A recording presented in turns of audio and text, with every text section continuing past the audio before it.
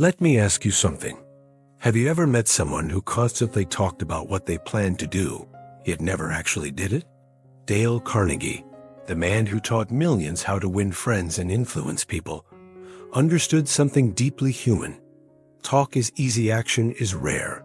In a world where everyone is eager to impress, to post, to share, to be seen, the fastest way to get attention is to talk about your dreams, your goals, your ambitions. And what happens? People cheer you on. They say, "That's incredible. You're going places. You're destined for greatness." But here's what Dale knew, and what most people miss. That praise? It tricks your mind. It makes you feel like you've already done something, ... when in fact, you've done nothing at all. You've just leaked your energy. You've released your drive. And now your motivation. It's fading. See, Carnegie believed influence didn't start with words. It started with character. Not with what you say, but with what you do consistently when no one is watching. Real success? It's built in silence, built in unseen hours, built in small, disciplined steps that compound over time. The next time you feel the urge to talk about your big plans, pause. Let the silence build pressure.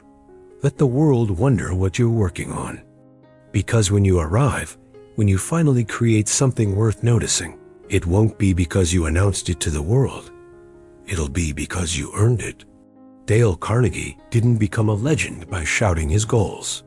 He built influence by quietly mastering his craft and letting his results speak so loudly. No words were needed. So remember, don't tell people what you're going to do. Show them. Let your work become your voice, and let your success do the talking. People won't always understand you. They won't see what you see, and Dale Carnegie knew this better than most.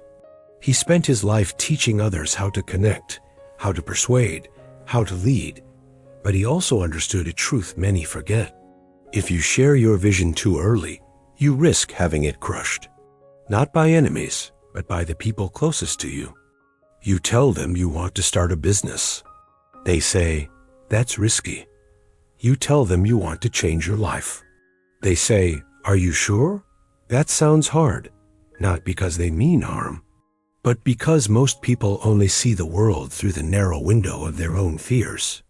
They can't imagine doing what you're setting out to do, so they assume you can't either. And if you're not careful, their voices become your inner voice. Their doubts take root, and slowly, they grow into hesitation, into fear, into paralysis.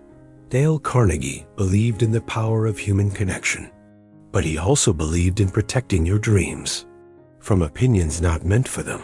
The greatest creators, the greatest builders, they move quietly.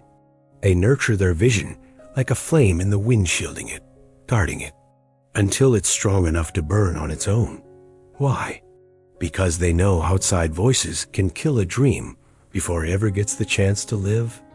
Now let's talk about momentum. That invisible force that comes from showing up every day, doing the work.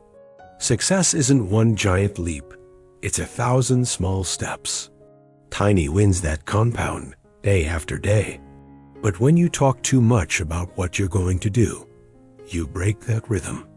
You let the heat escape before the cake is baked, and what should have been your masterpiece becomes half done, unfinished. Dale knew this. He knew that once you go looking for applause before the performance is over, you lose the very thing that got you started. So what do you do instead? You build, quietly, with purpose.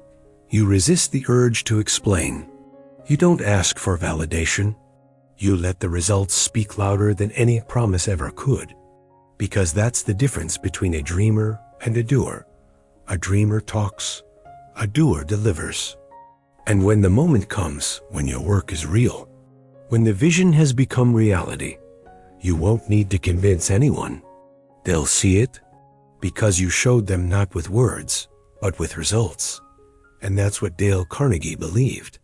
In the end, It's not the talking that matters. It's the doing.